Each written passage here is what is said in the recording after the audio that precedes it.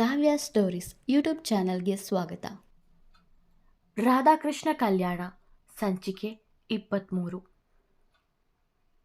ಕೃಷ್ಣ ಅಲ್ಲಿಂದ ಹೋಗಬೇಕಾದರೆ ಅರುಣ್ ಅವನನ್ನು ನೋಡಿ ಅರ್ಜುನ್ ಎಂದು ಜೋರಾಗಿ ಕೂಗಿದ.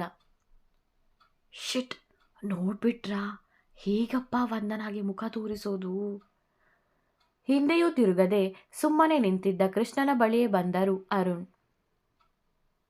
ಅರ್ಜುನ್, ಕರೀತಾನೆ ಇದ್ದೀನಿ, ನೋಡ್ತಾನೆ ಇಲ್ಲ ನೀನು. ಬಾ, ನಾನು ಮದುವೆ ಆಗೋ ಹುಡುಗಿನ ಪರಿಚಯ ಮಾಡಿಕೊಡ್ತೀನಿ ಎಂದ ಅರುಣ್ ಕೃಷ್ಣನನ್ನು ಕೈ ಹಿಡಿದು ಕರೆದುಕೊಂಡು ಹೋದರು. ವಂದನಾ, ಇವನು ಕೃಷ್ಣ, ನಮ್ಮ ಟೀಮ್ನಲ್ಲೇ ಇರೋದು. ಅರುಣ್ ವಂದನಾ ಬಳಿ ಹೇಳಿದಾಗ, ಹೋ ಅರ್ಜುನ್ ನಿಮ್ಮ ಸ್ಟೂಡೆಂಟಾ? ಗೊತ್ತು ನನಗೆ, ಇವನು ನಮ್ಮ ಆಫೀಸ್ನಲ್ಲೇ ಕೆಲಸ ಮಾಡ್ತಾ ಇದ್ದ.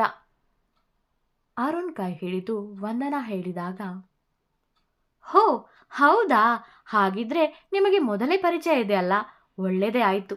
ಅರ್ಜುನ್, ನೆಕ್ಸ್ಟ್ ಮಂತ್ ನಮ್ಮ ಮದುವೆ, ನೀವು ಬರಲೇಬೇಕು ಅರುಣ್ ಹೇಳಿದಾಗ, ಖಂಡಿತ ಬರ್ತೀನಿ ಸರ್ ಎಂದ ಕೃಷ್ಣ ವಂದನಾಳನ್ನು ನೋಡಿದ. ಅವಳು ಮುಖ ತಿರುಗಿಸಿದಳು.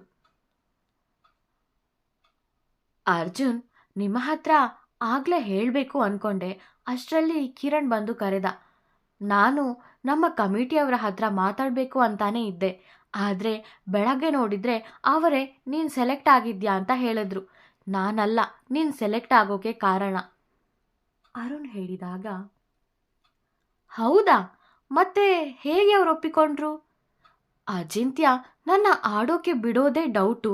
ನಾನೇನೋ ನೀವು ಹೇಳಿದಕ್ಕೆ ಒಪ್ಪಿಕೊಂಡ್ರು ಅಂದ್ಕೊಂಡೆ, ಆದರೆ ಕೃಷ್ಣ ಯೋಚಿಸುತ್ತಾ ನಿಂತಾಗ, ಇದರಲ್ಲೂ ಏನಾದರೂ ಮಸಲತ್ತಿರಬಹುದು, ನೀನು ಯಾವುದಕ್ಕೂ ಹುಷಾರಾಗಿರು ಅರ್ಜುನ್ ಅರುಣ್ ಹೇಳಿದಾಗ, ಸರಿ ಎಂದು ವಂದನಾನನ್ನು ನೋಡಿದ. ಅವಳು ಅವನತ್ತ ನೋಡಲೇ ಇಲ್ಲ. ಬೇಸರದಿಂದಲೇ ಅಲ್ಲಿಂದ ಹೊರಟು ಹೋದ. ಮನೆಗೆ ಬಂದ ಕೃಷ್ಣ ಯಾರಿಗೂ ಮುಖ ತೋರಿಸದೆ ನೇರವಾಗಿ ತನ್ನ ಕೋಣೆಗೆ ಬಂದ. ಅವನನ್ನು ನೋಡಿದ ರಾಧಾ, ಕೃಷ್, ಇದೇನಾಯ್ತು? ಹಣೆಯಲ್ಲಿ ಬ್ಯಾಂಡೇಡ್ ಇದೆ, ರಕ್ತ ಕೂಡ ಬರ್ತಾ ಇದೆಯಲ್ಲ, ಬಾ ಕೂತ್ಕೋ ಎನ್ನುತ್ತಾ ಅವನ ಕೈ ಹಿಡಿದು ಮಂಚದ ಮೇಲೆ ಕುಳಿತುಕೊಳ್ಳಿಸಿ ದುಪ್ಪಟ್ಟದಿಂದ ಬ್ಯಾಂಡೇಡ್ ಕೆಳಗಿಂದ ಇಳಿಯುತ್ತಿದ್ದ ರಕ್ತವನ್ನು ಒರೆಸಿದಳು. ಮುಖ ಪೂರ್ತಿ ಬೆವತ್ತು ಹೋಗಿದ್ದರಿಂದ ದುಪ್ಪಟ್ಟದಿಂದಲೇ ಮುಖ ಒರೆಸಿದಳು. ಮೌನವಾಗಿ ಕುಳಿತು ಅವಳನ್ನೇ ನೋಡುತ್ತಿದ್ದ ಕೃಷ್ಣ. ಹೇಗಿತ್ತು ಇವತ್ತಿನ ಟ್ರೈನಿಂಗ್? ಆಡಿ ತುಂಬ ಸುಸ್ತಾಗ್ತಾ ಇದೆಯಾ ಕ್ರಿಶ್? ಸ್ನಾನ ಮಾಡಿ ರೆಸ್ಟ್ ಮಾಡು ಎನ್ನುತ್ತಾ ಶೌಚಾಲಯಕ್ಕೆ ಹೋಗಿ, ನೀರು ಹಾಕಿ ಕೊಡ್ತೀನಿ, ಬಿಸಿ ನೀರಲ್ಲಿ ಸ್ನಾನ ಮಾಡಿದ್ರೆ ಮೈಕೈ ನೋವಿದ್ರೆ ಕಡಿಮೆ ಆಗುತ್ತೆ. ಅಜ್ಜಿ ನಿಂಗೆ ಇಷ್ಟ ಅಂತ ಪಲಾವ್ ಮಾಡಿದ್ದಾರೆ, ತಿಂದು ಮಲ್ಕೋ. ಬೆಳಗ್ಗೆ ನಮ್ಮ ಆ್ಯಕ್ಟಿಂಗ್ ನೋಡಿ ಅಪ್ಪ ಮತ್ತು ಮಾವ ತುಂಬ ಕೋಪ ಮಾಡ್ಕೊಂಡಿದ್ದಾರೆ. ತಾತ ಅವರನ್ನು ಉರಿಸೋಕೆ ಇನ್ನೊಂದು ಪ್ಲ್ಯಾನ್ ಮಾಡಿದ್ದಾರೆ. ನಾಳೆ ಅದನ್ನು ಪ್ಲೇ ಮಾಡೋಣ. ಆಮೇಲೆ ಇನ್ನೊಂದು ವಿಷಯ, ಮಲೇಷ್ಯಾದಲ್ಲಿದ್ದ ಸಂಪತ್ ಅಂಕಲ್ ಇಂಡಿಯಾಗೆ ಬರ್ತಾ ಇದ್ದಾರಂತೆ. ಆಂಟಿಗೆ ಟ್ರೀಟ್ಮೆಂಟ್ ಮಾಡಿಸೋಕೆ ಸ್ವಲ್ಪ ದಿನ ಇಲ್ಲೇ ಇಡ್ತಾರಂತೆ ಎನ್ನುತ್ತಾ ಹಿಂದೆ ತಿರುಗಿದಳು ರಾಧಾ.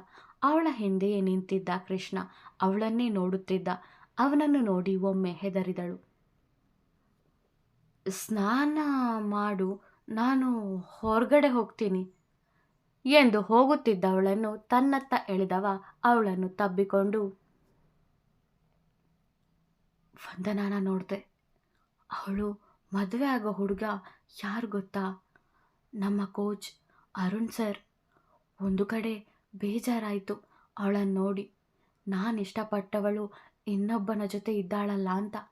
ಇನ್ನೊಂದು ಕಡೆ ಖುಷಿ ಆಯಿತು, ಅರುಣ್ ಸರ್ನ ಮದುವೆ ಆಗ್ತಾ ಇದ್ದಾಳಲ್ಲ ಅಂತ ಎಂದವನ ಕಣ್ಣಂಚಲ್ಲಿ ನೀರು ತುಂಬಿತ್ತು. ಕ್ರಿಶ್, ವಂದನ ಹತ್ರ ಇರೋ ವಿಷಯ ಹೇಳ ರಾಧಾ ಕೇಳಿದಾಗ, ಅಮ್ಮ ತಾಯಿ, ನೀನೇನು ಮಾಡಬೇಡ, ಸುಮ್ಮನೆ ಇದ್ದರೆ ಅದೇ ಸಾಕು ನನಗೆ. ಏನೋ ಲವರ್ನ ಇನ್ನೊಬ್ಬಳ ಜೊತೆಗೆ ನೋಡಿ ಸ್ವಲ್ಪ ಬೇಜಾರಾಯಿತು, ಅದಕ್ಕೆ ನಿನ್ನ ಹತ್ರ ಹೇಳ್ಕೊಂಡೆ. ನನ್ನ ಜೀವನ ಹೇಗೋ ಹಾಳಾಯಿತು, ಅವಳಾದರೂ ಖುಷಿಯಾಗಿರಲಿ. ನನ್ನ ಖುಷಿನ ಕಿತ್ತುಕೊಂಡು ನೀನು ಖುಷಿಯಾಗಿದ್ಯಾ. ಆದರೆ ವಂದನಾಗೆ ನಿನ್ನಿಂದ ಏನೇ ತೊಂದರೆ ಆದರೂ ನಾನು ನಿನ್ನ ಸುಮ್ಮನೆ ಬಿಡಲ್ಲ, ಹೋಗು ಇಲ್ಲಿಂದ ಎಂದು ಅವಳನ್ನು ಕೈ ಹಿಡಿದು ಎಳೆದುಕೊಂಡು ಬಂದು ಶೌಚಾಲಯದಿಂದ ಹೊರಗಡೆ ಹಾಕಿ ಬಾಗಿಲು ಹಾಕಿದ. ಅರುಣ್ ಸರ್ ಮಾತಾಡಿಲ್ಲ ಅಂದಮೇಲೆ ಅಚಿಂತ್ಯ ಹೇಗೆ ನನ್ನ ಒಪ್ಪಿಕೊಂಡ? ಏನೋ ಇದೆ ಇದರಲ್ಲಿ, ಏನು ಅಂತ ಕಂಡು ಹಿಡಿಬೇಕು. ಅಜಿಂತ್ಯ ಬೇರೆ ಏನೋ ಪ್ಲ್ಯಾನ್ ಮಾಡಿದ್ದಾನೆ ಅಂತ ಅನ್ನಿಸ್ತಾ ಇದೆ.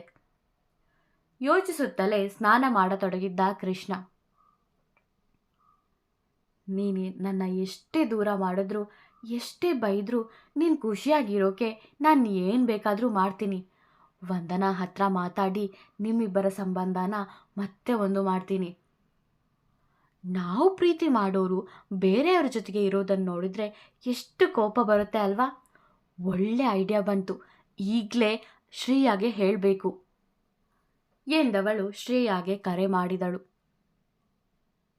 ಹೇಳಿ ರಾಧಾ, ಶ್ರೇಯಾ ಕರೆ ಸ್ವೀಕರಿಸಿ ಹೇಳಿದಾಗ, ಒಳ್ಳೆ ಐಡಿಯಾ ಬಂತು, ನಿಮಗೆ ಹೇಳೋಣ ಅಂತ ಕಾಲ್ ಮಾಡಿದೆ ರಾಧಾ ಹೇಳಿದಾಗ, ಹಾಂ ಹೇಳಿ, ಅಚಿಂತ್ಯ ಇವಾಗಷ್ಟೇ ಮನೆಗೆ ಬಂದರು, ಸ್ನಾನ ಮಾಡ್ತಾ ಇದ್ದಾರೆ. ಅದೇನು ಐಡಿಯಾ ನಿಮ್ಮದು ಅಂತ ಹೇಳಿ, ನಾನು ಹಾಗೆ ಮಾಡೋಕೆ ರೆಡಿ ಇದ್ದೀನಿ ಶ್ರೇಯಾ ಹೇಳಿದಾಗ, ಇದು ಲವ್ ಟೆಸ್ಟ್. ಅಂದರೆ ಅಚಿಂತ್ಯನ ಮುಂದೆ ನೀವು ಫೋನ್ನಲ್ಲಿ ನಗ್ತಾ ಮಾತಾಡ್ತಾ ಇರಿ. ಫೋನ್ ಕಟ್ ಮಾಡಿದ್ಮೇಲೆ ಸ್ವಲ್ಪ ಖುಷಿಯಿಂದ ಇರಿ. ಆಗ ಅಚಿಂತ್ಯ ಯಾಕೆ ಖುಷಿಯಿಂದ ಇದೆಯಾ ಅಂತ ಕೇಳ್ತಾನೆ. ಬಾಯ್ ಫ್ರೆಂಡ್ ಫೋನ್ ಮಾಡಿದ್ದ ಅಂತ ಹೇಳಿ ಪಕ್ಕ ಊರ್ಕೊಳ್ತಾನೆ. ಆಮೇಲಿಂದ ನಿಮ್ಮ ಮೇಲೆ ಒಂದು ಕಣ್ಣಿಟ್ಟಿರ್ತಾನೆ. ನಿಮ್ಮ ಹಿಂದೆ ಮುಂದೆನೇ ತಿರುಗಾಡ್ತಾ ಇರ್ತಾನೆ. ಆಮೇಲೆ ಬೇರೆ ಪ್ಲ್ಯಾನ್ ಮಾಡಿ ನಿಮ್ಮ ಮೇಲೆ ಲವ್ ಬರೋ ಹಾಗೆ ಮಾಡಿದ್ರೆ ಆಯಿತು.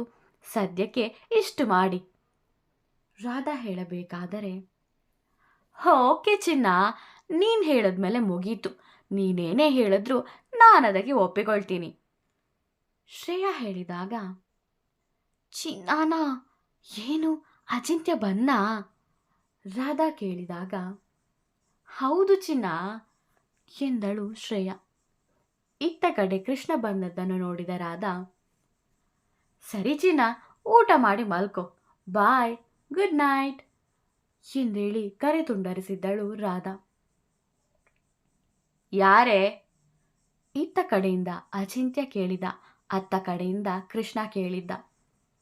ಬಾಯ್ ಫ್ರೆಂಡ್ ರಾಧಾ ಶ್ರೇಯಾ ಇಬ್ಬರೂ ಹೇಳಿದ್ದರು.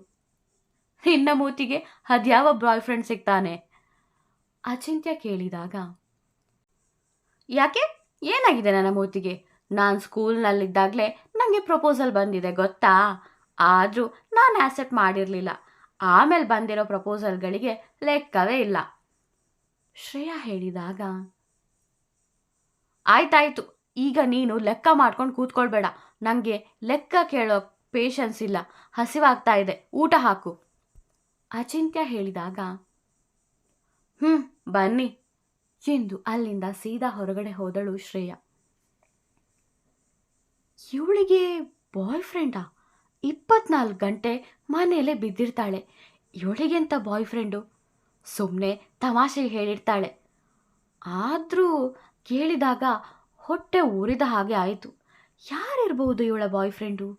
ನೋಡಬೇಕು ಒಮ್ಮೆ ಮನಸ್ಸಲ್ಲೇ ಮಾತಾಡಿದ ಅಚಿಂತ್ಯ ಊಟಕ್ಕೆ ಹೋದ. ರಾಧಾ ಮನೆಯಲ್ಲಿ, ಯಾವನೇ ಅವನು ಬಾಯ್ ಫ್ರೆಂಡು? ಕೃಷ್ಣ ಕೇಳಿದಾಗ, ಇನ್ಯಾರು, ಕೌಶಲ್ ಎಂದಳು ರಾಧಾ. ಅವನ ಸಹವಾಸ ಇನ್ನೂ ಬಿಟ್ಟಿಲ್ವಾ ನೀನು? ಕೃಷ್ಣ ಕೇಳಿದ. ನೀನು ಹೇಗೆ ವಂದನಾ ಮೇಲೆ ಫೀಲಿಂಗ್ಸ್ ಇಟ್ಟುಕೊಂಡಿದ್ದೀಯೋ ಹಾಗೆ ನಾನು ಕೌಶಲ್ ಮೇಲೆ ಫೀಲಿಂಗ್ಸ್ ಇಟ್ಟುಕೊಂಡಿದ್ದೀನಿ ರಾಧಾ ಹೇಳಿದಾಗ, ಬಟ್ ಈಗ ನಿಂಗೆ ನನ್ನ ಜೊತೆಗೆ ಮದುವೆ ಆಗಿದೆ ತಾನೆ? ಕೃಷ್ಣ ಕೋಪದಲ್ಲಿ ಕೇಳಿದಾಗ, ಆಗಿದೆ, ಆದರೆ ನಾವಿಬ್ರು ಯಾವತ್ತೂ ಗಂಡ ಹೆಂಡತಿ ಥರ ಇರಲಿಲ್ವಲ್ಲ. ನೀನು ಯಾವಾಗಲೂ ನನಗೆ ಬೈತಾನೆ ಇರ್ತೀಯ. ನನಗೆ ಅದು ಇಷ್ಟನೇ ಆಗಲ್ಲ. ಕೌಶಲ್ ನನ್ನ ಎಷ್ಟು ಪ್ರೀತಿ ಮಾಡ್ತಾನೆ ಗೊತ್ತಾ? ಅವನಂದ್ರೇ ನನಗೆ ತುಂಬ ಇಷ್ಟ ಎಂದು ಹೇಳಿ ಅಲ್ಲಿಂದ ಹೋಗುತ್ತಿದ್ದಳು ರಾಧಾ. ಇಷ್ಟ ಆದರೆ ಅವನ ಹತ್ರ ಹೋಗಿ ಹೇಳು, ನನ್ನ ಹತ್ರ ಯಾಕೆ ಹೇಳ್ತಾ ಇದ್ಯಾ? ನಂಗೇನು ಹೊಟ್ಟೆ ಉರಿಯಲ್ಲ, ಹೋಗು ಎಂದ ಕೃಷ್ಣಗೆ ತುಸು ಹೊಟ್ಟೆ ಉರಿದದ್ದಂತೂ ನಿಜ. ಊಟಕ್ಕೆ ಕುಳಿತವರನ್ನು ದುರುಗುಟ್ಟಿ ನೋಡುತ್ತಿದ್ದರು ಅಶ್ವಥ್ ಹಾಗೂ ಮಹೇಂದ್ರ. ಇದೇನಜ್ಜಿ, ನುಗ್ಗೆಕಾಯಿ ಪಲ್ಯ, ನುಗ್ಗೆಕಾಯಿ ಸಾಂಬಾರು, ಬರೀ ನುಗ್ಗೆಕಾಯಿ ಪದಾರ್ಥನೇ ಮಾಡಿದೀಯಾ? ಕೃಷ್ಣ ಕೇಳಿದಾಗ, ಏನಿಲ್ಲ ಕಣೋ, ನಿಮ್ಮ ತಾತ ತುಂಬ ನುಗ್ಗೆಕಾಯಿ ತಂದಿದ್ರು, ಹಾಗೆ ಇಟ್ರೆ ಹಾಳಾಗುತ್ತಲ್ಲ, ಅದಕ್ಕೆ ಮಾರ್ದೆ. ಅಜ್ಜಿ ಹೇಳಿದಾಗ, ನನಗೆ ಸ್ವಲ್ಪ ಜಾಸ್ತಿನೇ ಬಡಿಸು. ಕೃಷ್ಣ ಹೇಳಿದಾಗ, ಎಷ್ಟು ಬೇಕಾದರೂ ತಿನ್ನು ಎಂದು ತುಂಬ ಬಡಿಸಿದ್ದರು ಅಜ್ಜಿ. ರಾಧಾ, ತಗೋ ನೀನು ತಿನ್ನು ಎನ್ನುತ್ತಾ ಅವಳಿಗೂ ತಿನ್ನಿಸಿದ ಕೃಷ್ಣ. ಇವ್ರದ್ಯಾಕೋ ತುಂಬ ಅತಿಯಾಗ್ತಾ ಇದೆ, ಹೀಗೆ ಬಿಟ್ಟರೆ ನಮಗೆ ಆಟ ಆಡೋಕೆ ಮೊಮ್ಮಕ್ಕಳನ್ನು ಕೊಟ್ಟರೂ ಕೊಡಬಹುದು. ಅಶ್ವತ್ಗೆ ಮಾತ್ರ ಕೇಳೋ ಹಾಗೆ ಹೇಳಿದ್ದರು ಮಹೇಂದ್ರ. ಕ್ರಿಕೆಟ್ ಬಗ್ಗೆ ಸ್ವಲ್ಪ ಮಾತನಾಡಿ ಮಲಗಲೆಂದು ಹೊರಟ ಕೃಷ್ಣ. ರಾಧಾ, ತಗೋ ಈ ಹಾಲನ್ನು ಕೃಷ್ಣನಿಗೆ ಕೊಡು. ಭಾಗ್ಯ ಹೇಳಿದಾಗ, ಅವನು ಹಾಲು ಕುಡಿಯಲಾತೆ ಎಂದಳು ರಾಧಾ. ಇದು ಕೇಸರಿ ಹಾಕಿರೋ ಹಾಲು, ಅವನಿಗೆ ತುಂಬ ಇಷ್ಟ, ಇದನ್ನು ಕೊಡು, ಕುಡಿತಾನೆ. ಭಾಗ್ಯ ಹೇಳಿದಾಗ, ಸರಿ ಕೊಡಿ ಎಂದು ತೆಗೆದುಕೊಂಡಳು ರಾಧಾ. ಹೇ, ಯಾಕೆ ಹಾಲು ಕೊಟ್ಟು ಕಳಿಸಿದೆ? ನಾವಿಲ್ಲಿ ಅವರನ್ನು ಹೇಗೆ ದೂರ ಮಾಡೋದು ಅಂತ ಪ್ಲಾನ್ ಮಾಡ್ತಾ ಇದ್ರೆ ನೀನು ಇಬ್ಬರನ್ನು ಹತ್ತಿರ ಮಾಡೋ ಪ್ಲಾನ್ ಮಾಡ್ತಾ ಇದ್ದೀಯಾ? ಮಹೇಂದ್ರ ಭಾಗ್ಯಗೆ ಬೈದಾಗ, ರೀ, ಹೇಗೋ ಮದುವೆ ಆಗಿದೆಯಲ್ಲ, ಜೊತೆಗೆ ಖುಷಿಯಾಗಿರ್ಲಿ ಬಿಡಿ, ನೀವ್ಯಾಕೆ ಅವರ ಜೀವನಕ್ಕೆ ತೊಂದರೆ ಕೊಡ್ತೀರಾ? ಭಾಗ್ಯ ಹೇಳಿದಾಗ, ಲೇ, ನಾವವರನ್ನು ಮದುವೆ ಮಾಡಿಸಿರೋದು ಆಸೆಗೋಸ್ಕರ, ಇಬ್ರು ಖುಷಿಯಾಗಿ ಸಂಸಾರ ಮಾಡಲಿ ಅಂತ ಅಲ್ಲ, ನೆನಪಲ್ಲಿಟ್ಕೋ. ನನ್ನ ಮಗ ಹೋಗಿ ಹೋಗಿ ಆ ರಾಧಾ ಜೊತೆಗೆ ಸಂಸಾರ ಮಾಡೋದಾ? ಕೇಳೋಕ್ಕೆ ಅಸಹ್ಯವಾಗಿದೆ ಎಂದ ಮಹೇಂದ್ರ ಅಲ್ಲಿಂದ ಹೊರಬಂದರು. ಲೋ ಕೃಷ್ಣ, ತಗೊಳ್ಳೋ, ಹಾಲು ಕುಡಿ, ಇದು ಕೇಸರಿ ಹಾಕಿರೋ ಹಾಲು. ರಾಧಾ ಕೊಟ್ಟಾಗ ಘಟಘಟನೆ ಕುಡಿದ ಕೃಷ್ಣ. ಥ್ಯಾಂಕ್ಸ್ ಎಂದು ಲೋಟವನ್ನು ಕೊಟ್ಟು ಮುಸುಕು ಹಾಕಿ ಮಲಗಿದ. ಅವನ ಪಕ್ಕಕ್ಕೆ ದಿಂಬು ಇಟ್ಟಿದ್ದ, ಅದರಾಚೆ ರಾಧಾ ಮಲಗಿದಳು. ರಾತ್ರಿ 1 ಗಂಟೆಯಾಗಿತ್ತು. ನಿದ್ದೆ ಬಾರದೆ ಒದ್ದಾಡುತ್ತಿದ್ದ ಕೃಷ್ಣ ಶೌಚಾಲಯಕ್ಕೆ ಹೋಗಲೆಂದು ಎದ್ದ. ಪಕ್ಕದಲ್ಲಿ ಮಲಗಿರುವ ರಾಧಾಳನ್ನು ನೋಡಿದ.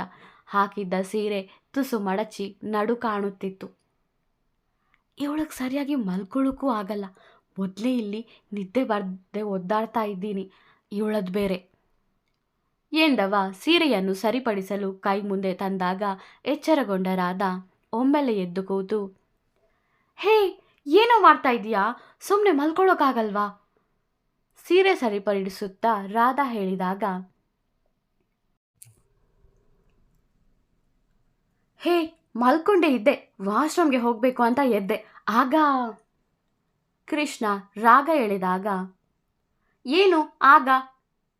ರಾಧಾ ಹುಬ್ಬೇರಿಸಿ ಕೇಳಿದಾಗ, ಅದು ಅದು ಏನಿಲ್ಲ, ಸುಮ್ಮನೆ ಮಲ್ಕೋ ಎಂದವ ಸೀದಾ ಶೌಚಾಲಯಕ್ಕೆ ಹೋದ. ಅವನು ಬರುವವರೆಗೂ ಕಾದು ಮತ್ತೆ ನಡು ಕಾಣುವಂತೆ ಮಲಗಿದ್ದಳು ರಾಧಾ. ಶೌಚಾಲಯಕ್ಕೆ ಹೋಗಿ ಬಂದವ ರಾಧಾಳನ್ನು ನೋಡಿದ. ಕರ್ಮ ಕರ್ಮ, ನಿದ್ದೆನೇ ಬರ್ತಾ ಇಲ್ಲ, ಇವಳು ಗೊರಕೆ ಹೊಡಿತಾ ಇದ್ದಾಳೆ, ಅದು ಹೀಗೆ ಬಿದ್ದುಕೊಂಡು. ನಾನು ಸೋಫಾ ಮೇಲೇ ಮಲಗ್ತೀನಿ, ಇಲ್ಲಿ ಮಲಗಿದ್ರೆ ಆಮೇಲೆ ನನಗೆ ಕಷ್ಟ. ಮಿನಿ ಕೃಷ್ಣನೋ ಅಥವಾ ಮಿನಿ ರಾಧಾನೋ ಬರುವಳು ಎಂದವ ಸೋಫಾದಲ್ಲಿ ಕೂತ. ಮಿನಿ ಕೃಷ್ಣ ಅಂತೆ, ಮಿನಿ ರಾಧಾ ಅಂತೆ. ಅವನು ಹೇಳಿದ್ದನ್ನು ಕೇಳಿ ಮೆತ್ತಗೆ ನಕ್ಕಳು ರಾಧಾ. ನಿದ್ದೆ ಬಾರದೆ ಒದ್ದಾಡಿದವ ಬೆಳಗ್ಗೆ ಎಷ್ಟೊತ್ತಿಗೆ ನಿದ್ದೆಗೆ ಜಾರಿದ. ಅಚಿಂತ್ಯ ಮನೆಯಲ್ಲಿ ಊಟ ಮಾಡಿ ಕುಳಿತಿದ್ದವನ ಬಳಿ ಬಂದ ಶ್ರೇಯಾ, ರೀ, ತಗೊಳ್ಳಿ ಹಾಲು ಎಂದು ಕೊಟ್ಟಳು. ಇದೇನು ಹೊಸ ಅಭ್ಯಾಸ, ಇಷ್ಟು ದಿನ ಇಲ್ಲದ್ದು? ನನಗೆ ಬೇಡ, ನೀನೇ ಕುಡಿ. ಅಚಿಂತ್ಯ ಹೇಳಿದಾಗ, ಕೇಸರಿ ಹಾಕು ತಗೊಂಡು ಬಂದಿದ್ದೀನ್ರಿ, ಕುಡೀರಿ. ಶ್ರೇಯ ಕೊಟ್ಟಾಗ, ಸರಿ ಅಲ್ಲಿಟ್ಟು ಹೋಗು ಎಂದ ಅಚಿಂತ್ಯ. ನನಗೆ ಗೊತ್ತು ಅಲ್ಲಿಟ್ರೆ ನೀವು ಕುಡಿಯಲ್ಲ ಅಂತ. ನೀವೀಗ ಕುಡಿಯೋವರೆಗೂ ನಾನು ಬಿಡಲ್ಲ. ಶ್ರೇಯ ಹೇಳಿದಾಗ, ನೋಡು ಶ್ರೇಯ, ನನಗೆ ಕೋಪ ಬರೆಸ್ಬೇಡ. ಬೇಡ ಅಂತ ಹೇಳ್ದೆ ತಾನೆ, ಮತ್ತೆ ಯಾಕೆ ಒತ್ತಾಯ ಮಾಡ್ತಾ ಇದ್ದೀಯಾ? ಬೇಡ ಅಂದರೆ ಬೇಡ ಅಷ್ಟೆ ಎಂದವ ಹಾಲಿನ ಲೋಟವನ್ನು ಕೆಳಕ್ಕೆ ಬಿಸಾಕಿದ. ಗಾಜಿನ ಲೋಟ ಪುಡಿ ಪುಡಿಯಾಗಿತ್ತು. ಬೇಸರಗೊಂಡ ಶ್ರೇಯ ಕಣ್ಣೀರು ಸುರಿಸಿ ಅಲ್ಲಿಂದ ಹೋಗಬೇಕಾದರೆ ಗಾಜಿನ ಚೂರು ಅವಳ ಕಾಲಿಗೆ ತಾಗಿ ಅಲ್ಲೇ ಕೂತಳು. ರಕ್ತ ಬರುತ್ತಿತ್ತು. ಬೇಡ ಅಂದಾಗ ಕೇಳಲಿಲ್ಲ, ಈಗ ಅನುಭವಿಸು ಎಂದ ಅಚಿಂತ್ಯ ಸೀದಾ ತನ್ನ ಕೋಣೆಗೆ ಹೋಗಿ ಬಾಗಿಲು ಹಾಕಿಕೊಂಡ. ಇವರಿಗೆ ನನ್ನ ಮೇಲೆ ಕರುಣೆ ಸಹ ಇಲ್ಲ, ಇನ್ನು ಪ್ರೀತಿ ಬರೋಕೆ ಸಾಧ್ಯನಾ? ರಾಧಾ ಹೇಳಿದ್ಲು ಅಂತ ಹೀಗೆ ಮಾಡಿದೆ. ಇವರು ಕೋಪ ಮಾಡ್ಕೊಂಡು ಹೋದ್ರು ಎನ್ನುತ್ತಾ ತಾನೇ ಪ್ರಥಮ ಚಿಕಿತ್ಸೆ ಮಾಡಿಕೊಂಡಳು ಶ್ರೇಯ. ಬೆಳಗ್ಗೆ ಎದ್ದವರು, ಮೋಹನ ಮೋಹನ ಜೋರಾಗಿ ಕರೆಯುತ್ತಿದ್ದರು ವಿಶ್ವನಾಥ್. ಹೇಳಿಯಪ್ಪ, ಏನಾಯ್ತು ಎನ್ನುತ್ತಾ ಬಂದ ಮೋಹನನ್ನು ನೋಡಿದ ವಿಶ್ವನಾಥ್ ಕೆನ್ನೆಗೆ ಜೋರಾಗಿ ಬಾರಿಸಿದ್ದರು. ಮನೆಯವರೆಲ್ಲರಿಗೂ ಗಾಬರಿಯಾದರು. ರೀ, ಯಾಕ್ರಿ ಹೊಡೆದ್ರಿ ಅವನಿಗೆ? ಸಾವಿತ್ರಿ ಕೇಳಿದಾಗ, ಮೊನ್ನೆ ಚೆಕ್ಕೊಂದಕ್ಕೆ ಸೈನ್ ಹಾಕೋಕೆ ಬಂದಿದ್ದ. ನಮ್ಮ ಆಫೀಸ್ನವರು ಹೇಳಿದ್ದು 2 ಚೆಕ್ಗೆ ಸೈನ್ ಹಾಕು ಅಂತ. ಆದರೆ ಇವನು 3ಕ್ಕೆ ಹಾಕಿಸಿ 2 ಅವನಿಗೆ ಕೊಟ್ಟು 1ರಲ್ಲಿ 1 ಕೋಟಿ ಹಣ ತೆಗೆದಿದ್ದಾನೆ. ಇಂಥವನನ್ನು ಹೊಡೆಯದೆ ಸುಮ್ಮನೆ ಬಿಡ್ಬೇಕಾ? ವಿಶ್ವನಾಥ್ ಕೇಳಿದಾಗ ಬೆವರಿ ಹೋದರು ಅಶ್ವಥ್. ಅಪ್ಪ, ನಾನು ಹಾಗೆಲ್ಲ ದುಡ್ಡು ತೆಗೆಯೋನಲ್ಲ. ನನಗೆ ಬೇಕಿದ್ರೆ ನಾನು ನಿನ್ನ ಹತ್ರ ಕೇಳಿನೇ ದುಡ್ಡು ತಗೊಳ್ತಾ ಇದ್ದೆ. ನನ್ನ ಮೇಲೆ ಅಪವಾದ ಹಾಕಬೇಡ ಅಪ್ಪ. ಮೋಹನ್ ಕೇಳಿಕೊಂಡಾಗ, ಸಾಕು ಸುಮ್ಮನೆ ಇರೋ. ನಿನ್ನಂಥವನಿಗೆ ಈ ಮನೆಯಲ್ಲಿ ಜಾಗ ಇಲ್ಲ, ಹೋಗೋ ಈ ಮನೆಯಿಂದ. ವಿಶ್ವನಾಥ್ ಹೇಳಿದಾಗ, ನಾನು ಹೇಳೋದನ್ನು ಕೇಳಪ್ಪ.